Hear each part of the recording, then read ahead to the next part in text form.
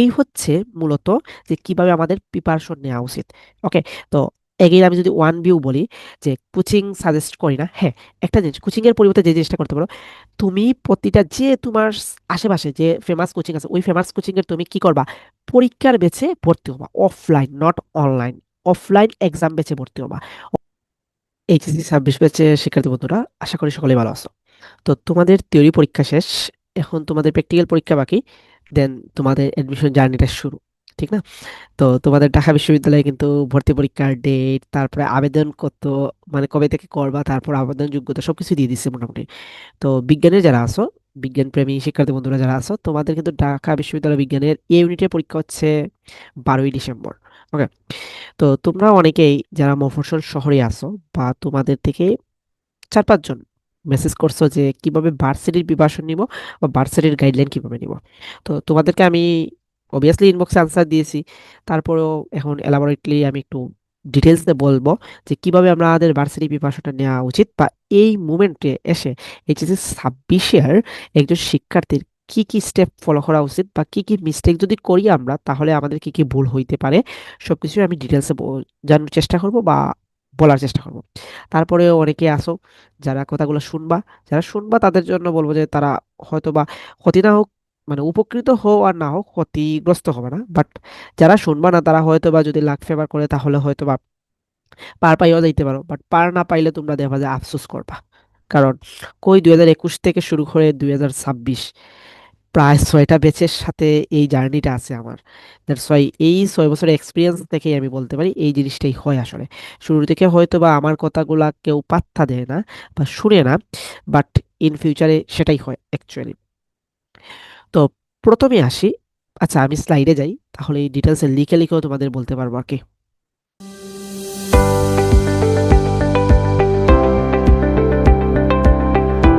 তো প্রথমেই আমি যে জিনিসটা তোমাদের সব থেকে যে কমন জিনিস, যে কোন কোচিং এ ভর্তি হবে, কোচিং কোচিং সম্পর্কে তোমাদের সব থেকে কমন যে জিনিসটা, কোন কোচিং এ ভর্তি হবো। তো প্রথম কথা, আমাকে যদি তুমি পার্সোনালি যারা জিজ্ঞেস করছো তাদেরকেও আমি বলছি যে কোচিং জিনিসটা আমি সাজেস্টই করি না, সাজেস্ট করি না। কোচিং বলতে কি আমি বলি, বাংলাদেশে কোন কোন কোচিং বর্তমানে আছে অ্যাডমিশনের জন্য, ফেমাস কোচিং, যেমন ধরো উদ্ভাস, তারপরে হচ্ছে এসিএস, তারপরে মেবি বন্দি পাঠশালা, তারপরে ফোকাস, এইভাবে আরো আছে। যেমন ধরো ফোকাস, তারপরে আরো অনেক কোচিং আছে। ওকে, আরো অনেক কোচিং আছে। সো এসিএস খুব সম্ভবত আমি জানি যে সকল ব্রাঞ্চ নাই, এসিএস এর সকল ব্রাঞ্চ নাই, একমাত্র উদ্ভাসের সকল জেলায় ব্রাঞ্চ আছে। তারপর মন্ত্রী পাঠশালা বা ফোকাসের এইগুলার আমি জানি না। বাট এই যে কোচিং, এই কোচিংগুলো কিন্তু ভালো, তবুও আমি কোচিং সাজেস্ট করি না।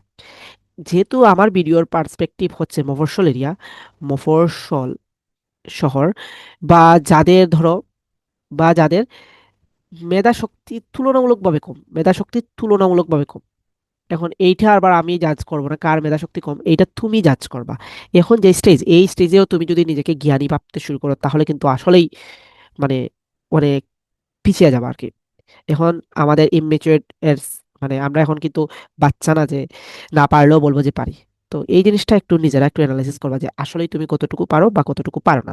তো যারা মফস্বল শহরে আছে, বা যাদের মেধা শক্তি একটু কম, তাদের জন্য তো ডিরেক্ট আমি বলবো যে এই কোচিংগুলো আমি সাজেস্ট করি না। কেন করি না তার একটু রিভিউ দেই, অ্যাকচুয়ালি কোচিং এ কিভাবে হয়, যদিও আমি নিজেও কোনো কোচিং এ পড়ি নাই আমার এডমিশন ফেসে, তবুও আমি একটু বলি। যেমন ধরো উদ্ভাস, আমি যদি উদ্ভাসের বিভিন্ন শাখা পোশাখা ধরি, তো উদ্ভাসের এক একটা ব্রাঞ্চে, বা তুমি অফলাইনে যদি যাও, তাইলে তুমি দেখবা মিনিমাম মিনিমাম প্রতিটা বেচে তোমার কতজন করে স্টুডেন্ট আছে, 50 থেকে 60 জন স্টুডেন্ট আছে মিনিমাম, প্রত্যেকটা ব্রাঞ্চের প্রতিটা বেচে 50 থেকে 60 জন স্টুডেন্ট আছে। এখন একজন ইনস্ট্রাক্টরে ওই বোর্ডে বসে 50 থেকে 60 জনকে গাইড দিচ্ছে। সো এইখানে তুলনামূলকভাবে কি হবে, এই যে এইখানে সবার তো মানে আইকিউ লেভেল তো সেম না, তো ও ওর মতো করে বুঝিয়ে যাচ্ছে। এখন ধরো তোমার যদি কোনো প্রবলেম থাকে, তখন তুমি ওই স্যারকে হাত তোলা দিয়ে তুমি প্রবলেম জিজ্ঞেস করতে পারো। তো অনেক ক্ষেত্রেই হয় কি যে স্যার যে শিট বা যে টার্গেট নিয়ে আসেন, সেই টার্গেট ফুলফিল করার জন্য কিন্তু সবার প্রবলেম এর সলিউশন দিতে ব্যর্থ হন। তারপরে যে জিনিসটা হয় উদ্ভাসের ক্ষেত্রে দেবা, আজকে ধরো তোমার পদার্থ একজন ভাইয়ে বা একজন স্যার বা একজন ম্যাডামে নিলেন, কালকে দেবা পদার্থরই এনাদার একজন স্যার চলে আসছেন। তার মানে কি তুমি প্রিভিয়াস ওই স্যারের ক্লাসটা যেভাবে বুঝছিলা, ঠিক সিমিলার ভাইবে তুমি নেক্সট ক্লাসটা বুঝবা না, বা প্রিভিয়াস ক্লাসের কোনো যদি কুয়েকশনস থাকে, ধরো তুমি আজকে ভেক্টরের উপর পড়লা, পড়ার পর তুমি মানে প্রথমে ভেক্টরের ক্লাসটা দেখলা, মানে ক্লাসটা করলা, করার পর বাসায় গিয়ে তুমি প্র্যাকটিস করলা, প্র্যাকটিস করার পর ধরো আমরা অনেক শর্টকাট শিখাই বা অনেক ট্রিক্স শিখাই। তো এইগুলো কিছু কিছু ট্রিক্স আছে যে ইউনিভার্সাল সত্য, যে সবাই শিখায়, আবার কিছু কিছু ট্রিক্স আছে কেউ কেউ প্র্যাকটিস করতে করতে, ধরো আমি একটা জিনিস নিয়ে অ্যানালাইসিস করছি, করার সময় দেখবা যে আমি ভাবলাম যে এই জিনিসটা এইভাবে হইলে হয়তো বা ভালো হইতো, বা আমি এইভাবে শিখাই, জিনিসটা এইরকম আছে। তো ওই ট্রিক্সটা কিন্তু অন্য একজন ভাইয়ে বা অন্য একজন ম্যামে সেটা কিন্তু জানে না। আর কিছু কিছু ইউনিভার্সাল ট্রিক্স আছে যারা সবাই জানে বা সব প্ল্যাটফর্মে শেখায়। তো তুমি যখন বাসায় গিয়ে অ্যানালাইসিস করবা, করার পরে ওই যে একটা টপিক্স একটা টিক্স শিখলা, ওই টিক্সটা তুমি যখন এগেইন দেখবা যে ওই টিক্সের সাথে তোমার থিওরির কনসেপ্ট মিলছে না, তখন তুমি নেক্সট দিন এসে যখন প্রশ্ন করতে যাইবা, তখন দেখবা যে আমাদের কি ওই ভাইয়াটা চেঞ্জ। তো এজন্যই আমি কোচিং জিনিসটাকে তোমাদের জন্য সাজেশনে আনি নাই। ওকে, তো গেল এইটা। তো এইখানে কোচিং এর পরিবর্তে তুমি যে জিনিসটা করতে পারো, কোচিং এর পরিবর্তে তুমি যে জিনিসটা করতে পারো সেটা হচ্ছে পার্সোনালি, পার্সোনালি যে কোনো ইনস্ট্রাক্টরকে ইনস্ট্রাক্টরকে তুমি কি করতে পারো, বাসায় রেখে প্রস্তুতি নিতে পারো, বাসায় রেখে প্রস্তুতি নিতে পারো। তাহলে কি হচ্ছে, তাহলে তোমার ওয়ান বাই ওয়ান কনভারসেশন তুমি করতে পারছো, তোমার প্রবলেমগুলো তুমি সলভ করতে পারছো, প্লাস ওনার কাছ থেকে তুমি আপডেট পাচ্ছ। তো কোচিং এর পরিবর্তে তুমি এই জিনিসটা করতে পারো। এখন অনেকের আছে ধরো ফিনান্সিয়াল ক্রাইসিস, এখন দেখো ফিনান্সিয়াল ক্রাইসিস, তুমি যে কোচিং এ ভর্তি হবা ওই কোচিং এও কিন্তু তোমার almost 20K, minimum 20K amount তুমি পে করতে হচ্ছে, 20K। ওকে, তো তোমার কাছে টাইম আছে কত, আগস্ট থেকে যদি আমি শুরু করি, আগস্ট সেপ্টেম্বর অক্টোবর নভেম্বর, ঠিক আছে? তো August September October November December, minimum 4 মাস সময় আছে, আমি ঢাকা বিশ্ববিদ্যালয়ের রেসপেক্টে বলতেছি। তো তুমি 4 মাসে কত দিচ্ছ, 20K। দ্যাটস মিন তোমার পার্সোনালি যদি আমি মান্থলি হিসাব করি, তাহলে তুমি পার মান্থে তুমি দিচ্ছ 5K, অর্থাৎ 4 মাসে যেহেতু তুমি 20K দিচ্ছ, তার মানে পার মান্থে তুমি দিচ্ছ কত, 5K। এখন তুমি যদি বাসায় একজন পার্সোনাল ইনস্ট্রাক্টর রাখো, হয়তো বা ওকে 7 বা 8K দিতে হচ্ছে, তার মানে তোমার পার মান্থে 2 থেকে 3K বেশি দিতে হচ্ছে। এই হচ্ছে ব্যাপার। তারপরেও যদি আমি ধরে নেই যে তোমার এই জিনিসটা ইফোর্ট করতে তুমি পারছো না, বা তোমার ক্ষেত্রে পসিবল হচ্ছে না যে পার্সোনালি রাখা, তখন যে জিনিসটা করতে পারো, তোমরা 5 থেকে 10 জনের ছোট ছোট ব্যাচ, কারো বাসায়, ধরো কারো বাসায় ডাইনিং এর স্পেস আছে, ওইখানে তোমরা 5 থেকে 10 জন মিলে একটা ছোট্ট ব্যাচ করে একজন ইনস্ট্রাক্টর রাখতে পারো। তাহলে কিন্তু দেখবা যে ওই ইনস্ট্রাক্টরকে তুমি যদি পার মান্থে ধরো, পার মান্থে ধরলাম আমি ওই ইনস্ট্রাক্টরকে, তখন তুমি পার মান্থে 15K দিচ্ছ, পার মান্থে 15K দিচ্ছ। তাহলে 5 জন যদি হয়, তাহলে তোমার হিসাব কত পড়ে যাচ্ছে, 3K। আর 10 জন যদি হয়, তাহলে তোমাদের 1.5K হয়ে যাচ্ছে। তাহলে ওই ইনস্ট্রাক্টরেরও কিন্তু একটা বেনিফিট হয়ে যাচ্ছে, প্লাস তোমাদেরও কিন্তু যে অ্যামাউন্টটা সেভিং হচ্ছে। তার মানে কোচিং এর পরিবর্তে তুমি পার্সোনালি একজন ইনস্ট্রাক্টর রাখতে পারো। কি জন্য বলছি, কারণ ওই যে তোমার যদি প্রবলেম হয়, তুমি ইনস্ট্যান্ট আনসারগুলা তুমি সলভ করতে পারবা, করতে পারবা। তারপরে আরেকটা জিনিস, তোমাদের ক্ষেত্রে মেডিকেলের ক্ষেত্রে আমি বলবো না, তোমরা যে জিনিসটা বলো ভার্সিটি নাকি ইঞ্জিনিয়ারিং প্রিপারেশন নিব, এই একটা জিনিস, ভার্সিটি নাকি ইঞ্জিনিয়ারিং, এটা আমি অনেকবার চেষ্টা করে বলার ট্রাই করছি যে এই দুইটাকে আলাদা করতে যাইও না, এই দুইটাকে আলাদা করবাই না। ভার্সিটি এবং ইঞ্জিনিয়ারিং দুইটার ক্ষেত্রেই তোমার কিন্তু ম্যাথের ফর্মুলা, ধরো ফিজিক্স বলো, কেমিস্ট্রি বলো, বা তোমার ম্যাথ বলো, এগুলোর কিন্তু ফর্মুলাটা ডিটেলসে পড়তে হয়। হয়তো বা ইঞ্জিনিয়ারিং সেক্টরে কিছু কিছু ম্যাথ পাইবা একটু ক্রিটিক্যাল লেভেলের, ভার্সিটি লেভেলে এই ম্যাথগুলো নাও পাইতে পারো। বাট এখন যে কোয়েকশনগুলো, রিসেন্ট যে কোয়েকশনগুলো তুমি যদি অ্যানালাইসিস করো, লাইক দ্যাট, আমি বলবো 25-26-এর প্রশ্নই তুমি অ্যানালাইসিস করো, বা 24-25-এর প্রশ্নগুলোই অ্যানালাইসিস করো। এইগুলা যে যাহা মুখস্থ করে গিয়ে তুমি আউটপুট দিতে পারবে এমনটাও না, তোমার একটু মানে কি করতে হবে, একটু অ্যানালাইসিস করতে হয়। সো এই অ্যানালাইসিস লেভেলে গিয়ে ভার্সিটি এবং ইঞ্জিনিয়ারিং এর ক্ষেত্রে সেম জিনিসগুলোই তোমার পড়তে হয়।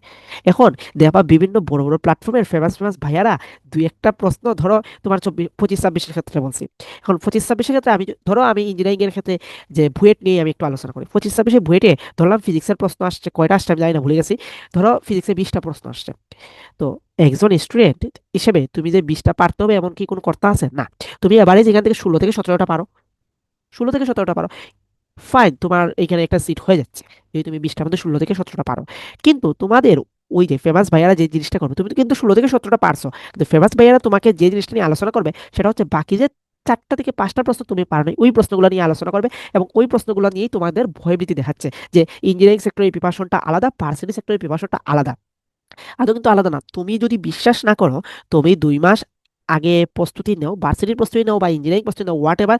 তারপরে যে কোনো একটা ভার্সিটির বা যে কোনো একটা ইঞ্জিনিয়ারিং এর প্রশ্ন ব্যাংকের একটা সালের তুমি প্রশ্নগুলো একটু অ্যানালাইসিস করো, তাইলেই তুমি দেখবা তুমি কতটুকু পারো, তাহলেই তুমি আমার কথা সত্যতা পাইবা যে ভার্সিটি এবং ইঞ্জিনিয়ারিং প্রিপারেশন আমার কাছে আলাদা বলে মনে হয় না।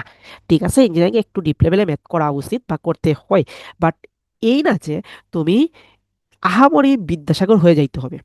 ওকে, তো ভার্সিটি এবং ইঞ্জিনিয়ারিং এ দুইটাই আলাদা করবা না, দুইটা একত্রে নিব। একত্রে বলতে কি, একত্রে প্রশ্ন অ্যানালাইসিস করবো একত্রে। যেমন ধরো আজকে ফিজিক্সের ভেক্টর পড়ছো, সো তোমার যদি যে বইটা থাকে, বই সম্পর্কে একটু পরেই বলবো, বইটা তুমি অ্যানালাইসিস করবে, সেটা ভার্সিটি প্রশ্ন সলভ করবো, ইঞ্জিনিয়ারিং প্রশ্ন সলভ করবো, দ্যাটস ইট। ওকে, এখন আসি বইয়ের বিষয়ে। বই বই কি কি নিবা? বইয়ের ক্ষেত্রে আমি ফার্স্ট অফ অল রাখবো উদ্ভাসের ভার্সিটি ক প্রশ্ন ব্যাংক। ভার্সিটি ক প্রশ্ন ব্যাংক, এই প্রশ্ন ব্যাংক কি জন্য আমি রাখবো একটু বলে দিই। এই প্রশ্ন ব্যাংক তুমি যদি দেখো, প্রথমে কিন্তু থিওরি দেওয়া আছে। ধরো তারা প্রথমে যে কোনো অধ্যায় শুরুর ক্ষেত্রে তারা প্রথমে কি দেয়, টপিক্স অ্যানালাইসিস করে দেয়, দেন ওই টপিক্সের থিওরি দেয়, দেন ওই টপিক্সের কি দেয়, যে কোয়েশনগুলো দেয়। সো তুমি ফার্স্ট অফ অল কি কি মানে একটা অধ্যায়ের কি কি টপিক্স আছে সেটা তুমি দেখে নিতে পারো, ওই টপিক্সে কোন সালে কোন ভার্সিটিতে কয়টা প্রশ্ন আসছে সেটা একটু অ্যানালাইসিস করতে পারার সুযোগ পাচ্ছ, এইটা ইফেক্টিভ। দেন হচ্ছে তুমি ওই টপিক্সের থিওরিগুলো দেখে নিতে পারছো এক নজরে। দেন তার থিওরির পাশাপাশি তুমি কি দেখছো, যে প্রবলেমগুলো সলভ দেখছো। এটা হচ্ছে ভার্সিটি ক প্রশ্ন ব্যাংক। তারপরে তুমি সাথে রাখতে পারো আসপেক্ট সিরিজের কিছু বই আছে, আসপেক্টের যেগুলো ডিটেলসে আছে, আসপেক্ট সিরিজের বই, ভার্সিটির সিরিজের বই। তারপরে তুমি যে জিনিসটা রাখবা, ইঞ্জিনিয়ারিং প্রশ্ন ব্যাংক রাখবা, ইঞ্জিনিয়ারিং প্রশ্ন ব্যাংক, ইঞ্জিনিয়ারিং প্রশ্ন ব্যাংক, প্রশ্ন ব্যাংক। তারপরে হচ্ছে সাস্টের ক্ষেত্রে সাস্ট কিউ সিরিজ একটা বই আছে, কিউ সিরিজ, এই বইটাও তুমি কালেক্টে রাখবা। এই হচ্ছে তোমার book collection. Book collection first of all varsity কো প্রশ্ন ব্যাংক, দেন আসপেক্ট সিরিজের বই যেগুলো আছে, যেগুলো ডিটেলসে দেয় এইখানে। তারপরে তুমি দেখো ইঞ্জিনিয়ারিং যে প্রশ্ন ব্যাংক আছে বুধবাসের, ওই ইঞ্জিনিয়ারিং প্রশ্ন ব্যাংকটা তুমি কালেক্ট করবা। তারপরে হচ্ছে সাস্টের ক্ষেত্রে সাস্ট কিউ সিরিজ একটা বই আছে, এই বইগুলো কালেকশন করবা। তারপরে কিভাবে পড়বা, ধরো তুমি ভেক্টর পড়ছো, ভেক্টর এই যে তোমার ভার্সিটি কো এবং আসপেক্ট সিরিজের যে ডিটেলস বইগুলো আছে, ওই বই থেকে দুইটা মিলিয়ে তুমি ভেক্টরটা পড়লা। ভেক্টর পড়ার পর যে জিনিসটা করবা, তুমি এইখানে তো ভার্সিটি ক প্রশ্ন ব্যাংকেও তুমি প্রবলেম পাচ্ছ, সেটা সলভ করবা। আসপেক্ট সিরিজের এইখানেও তুমি প্রবলেম পাচ্ছ, সেটা সলভ করবা। দেন ইঞ্জিনিয়ারিং প্রশ্ন ব্যাংক থেকেও তুমি সলভ করবা ভেক্টরের। দেন সাস্ট কিউ সিরিজ যেটা আছে সেটাও তুমি সলভ করবা। ওকে, এইটা হচ্ছে এই যে এখন যে রানিং যে ফেজটা আছে, এই যে 3 থেকে 3.5 মাস বা 4 মাসে যে প্রিপারেশন, এই প্রিপারেশন ফেজ। দেন তোমাদের কি প্রত্যেকটা ভার্সিটির একটা ডেডলাইন দিয়ে দিবে, যে অমুক ভার্সিটি এত তারিখ পরীক্ষা। সেই ভার্সিটির ডেডলাইনের 3 থেকে 4 দিন আগে, 3 থেকে 4 দিন আগে ওই যে যে যে ভার্সিটিতে তুমি পরীক্ষা দিবে, ওই ভার্সিটির বিগত 5 বছরের প্রশ্ন সলভ করে যাবা। মানে মিনিমাম 5 বছরের প্রবলেম সলভ করবা 3-4 দিন আগে। কি জন্য? প্রত্যেকটা ভার্সিটির একটা স্বতন্ত্র একটা প্রশ্ন প্যাটার্ন থাকে। তো তুমি যখন সলভ করবা দেখবা যে মিনিমাম তুমি ধরো 30 থেকে 40%, স্পেশালি তোমার জাহাঙ্গীরনগর, তারপর রাজশাহী, তারপরে চট্টগ্রাম, এইগুলোর ক্ষেত্রে 30 থেকে 40% প্রশ্ন রিপিট হয়ে যাচ্ছে। তো তুমি ডিরেক্ট হুবহু বসিয়ে দিতে পারো, বুঝাইতে পারলাম, হুবহু বসিয়ে দিতে পারো। আর এইগুলা মাস্ট বি সলভ করবা। ওকে, তারপরে অনেকে আবার বলো যে বায়োলজি পড়বো নাকি ইংলিশ পড়বো নাকি কি কি স্কিপ করবো, ম্যাথ পড়বো নাকি। সো এই ক্ষেত্রেও বলবো যে তুমি first of all physics, chemistry, math, biology এই 4টার প্রিপারেশন নিবা, আর ইংলিশটা একটু টাচে রাখবা, ইংলিশটা টাচে রাখবা। এই 5টা জিনিস তুমি করবা। আমাদের মেইন ফোকাসে রাখবে physics, chemistry, math and biology, এবং ইংলিশটা কি রাখবা, তুমি টাচে রাখবা। বুঝা গেল? তো এই হচ্ছে মূলত যে কিভাবে আমাদের প্রিপারেশন নেওয়া উচিত। ওকে, তো এগেইন আমি যদি ওয়ান ভিউ বলি, যে কোচিং সাজেস্ট করি না। হ্যাঁ, একটা জিনিস, কোচিং এর পরিবর্তে যে জিনিসটা করতে পারো, তুমি প্রতিটা যে তোমার আশেপাশে যে ফেমাস কোচিং আছে, ওই ফেমাস কোচিং এর তুমি কি করবা, পরীক্ষার বেচে ভর্তি হবা, offline not online. Offline exam বেচে ভর্তি হবা। অফলাইন এক্সাম বেচে ভর্তি হলে তুমি পরীক্ষার ইনভায়রনমেন্টটা বুঝতে পারবা, পরীক্ষায় কি পরিমাণ প্রেশার ক্রিয়েট হয় সেটা তুমি ফিল করতে পারবা, প্লাস টাইম মেনটেন করতে পারবা। এখন অনলাইনে দিলে অনেক সময় আমরা আলসেমি করি, এটা ধ্রুব সত্য, তুমি মানো আর না মানো, এইটাই হয়। সো অফলাইন এক্সাম বেছে পড়তে হবে, সেটা উদ্ভাসের হইতে পারে, এসএসসির হইতে পারে, মন্দিরপাশালা হইতে পারে, ফোকাসের হইতে পারে, বা তোমার আশেপাশে যে কোচিং সেন্টারটাই জনপ্রিয় সেই কোচিং সেন্টারে অফলাইন এক্সাম বেছে পড়তে হবে। ওকে, তো যে জিনিসটা কোচিং কি জন্য সাজেস্ট করছি না সেটা ফলে আমি বুঝাইতে পারছি, কোচিং এর পরিবর্তে কি করবে সেটাও আমি বুঝাইতে পারছি। তারপর ভার্সিটি নাকি ইঞ্জিনিয়ারিং প্রিপারেশন নিবা সেটাও আমি বুঝিয়ে দিতে পারছি। কোন কোন বই কালেকশনে রাখা উচিত সেই জিনিসটাও আমি বুঝাইতে পারছি। তারপরেও যদি তোমাদের মনে হয় যে তোমাদের মানে এই ব্যাখ্যার পরেও যদি তোমাদের মনে হয় যে আরো কোনো কিছু জানার আছে, তাহলে নিঃসংকোচে কমেন্ট করবা বা ইনবক্স করবা। ওকে, তো তোমাদের যাত্রা শুভ হোক, সবার জন্য শুভকামনা রইল।